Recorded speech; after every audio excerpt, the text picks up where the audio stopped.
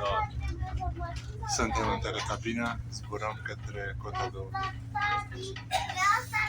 Ce fain e să urci fără să faci acum.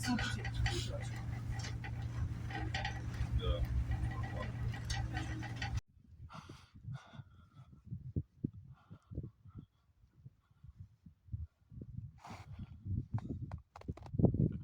Cota 2000.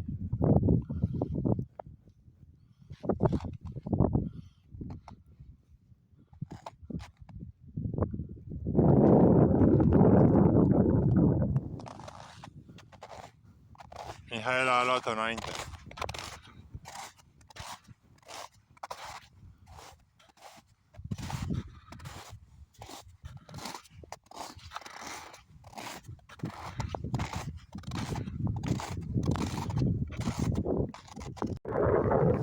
Suntem la coborâre de pe Furnica. Zăpada ne-a încurcat un pic, dar totuși are o consistență bună. Nu este înghețată, nu e nici afânată. Ne-am pus rachetele, suntem dotați și mergem spre vârful Jepii Mari, dacă nu mă înșel, nu? Sau Jepii Mici. Încercăm să campăm pe vârful Jepii Mici. Suntem aproape de cabana Piatra Arsă. Undeva în față este Sfinxul Pietrei Arse, chiar în fața mea.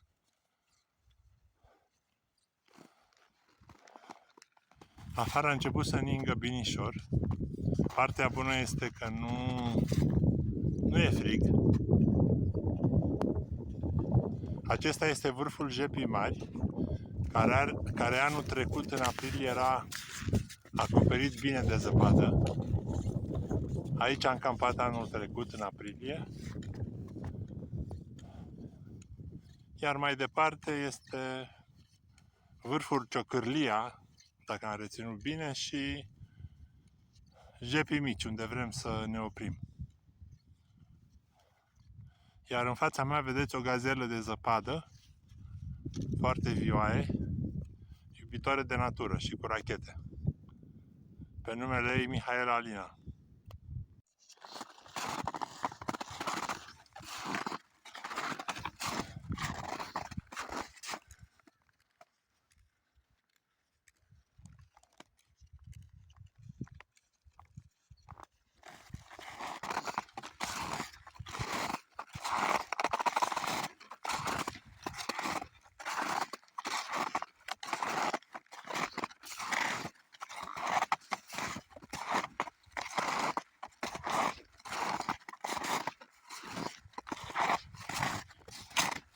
Ce frumoasă e zăpada!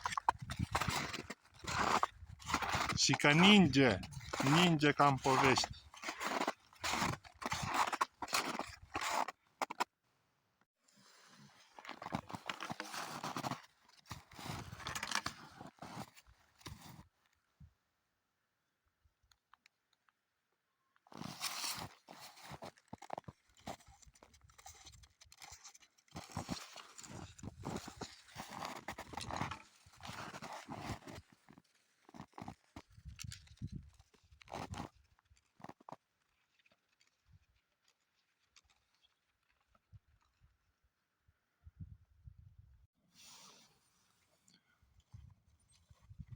Ninge.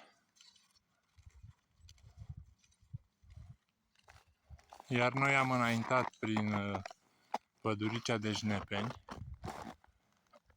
și o să urcăm pe vârful din fața mea, Jepii Mici.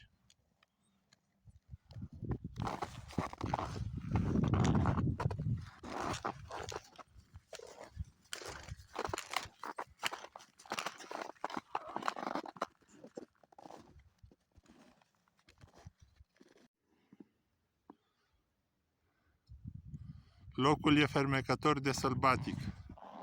Vârful Jepii Mici.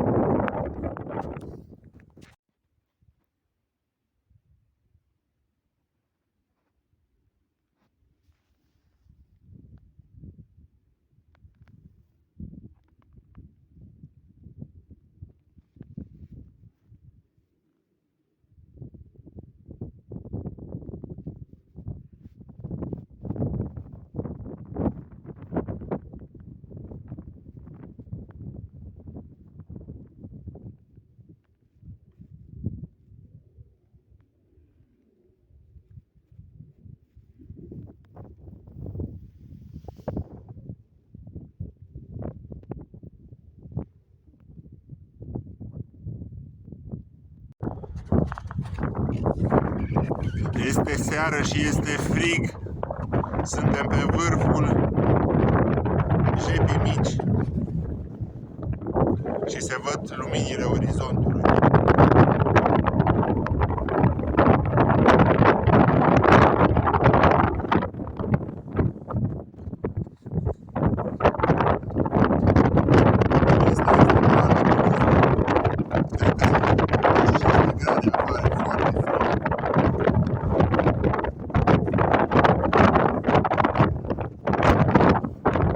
Avem sarcină de dormit și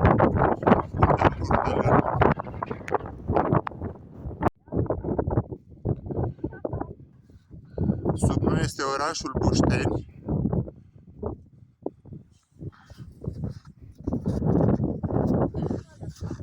Și cam toată Valea Prahovei.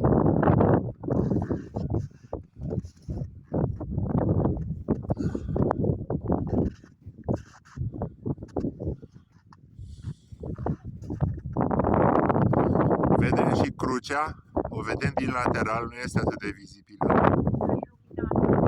Da, se văd niște beculețe.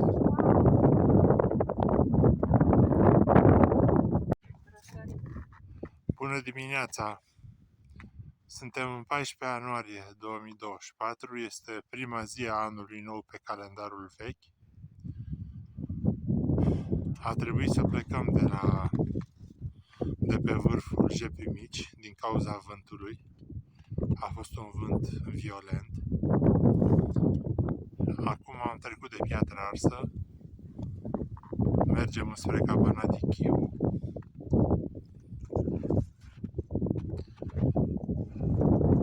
Se pare că răsăritul de soare are niște culori foarte frumoase.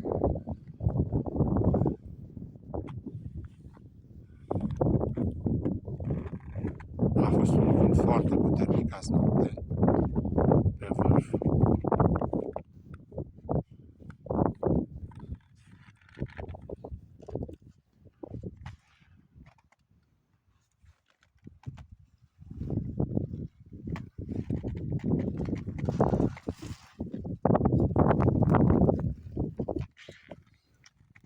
În depărtare se vede crucea.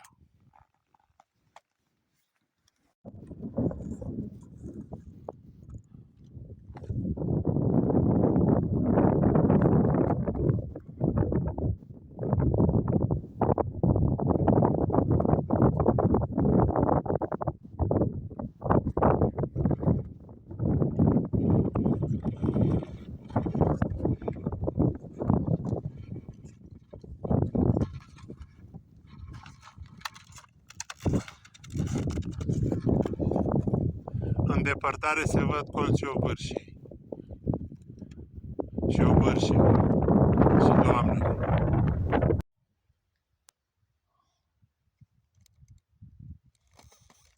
Se vede Coștila și crucea, monumentul eroilor.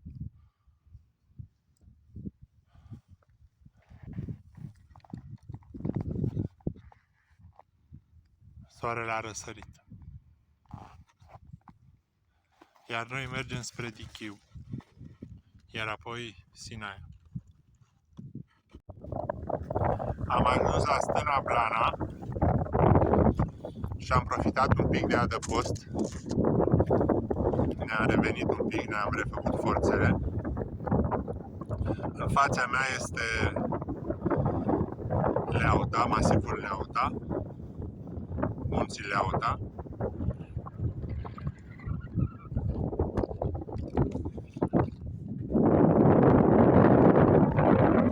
Și aici este cabana, adică stâna, din cauza frigului.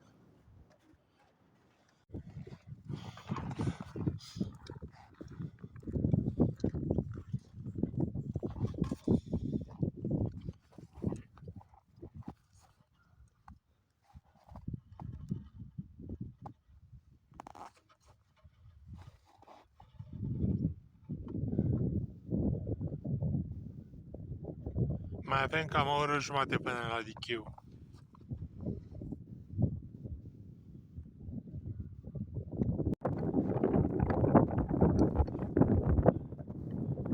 Vânturiș,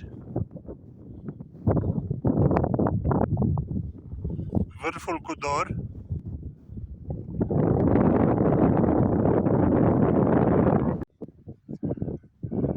Mai avem un pic și ajungem la cabana Dichiu,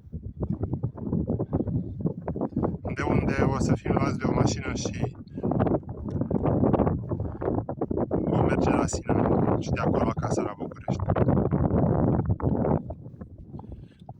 În fața mea sunt colții Dichiului.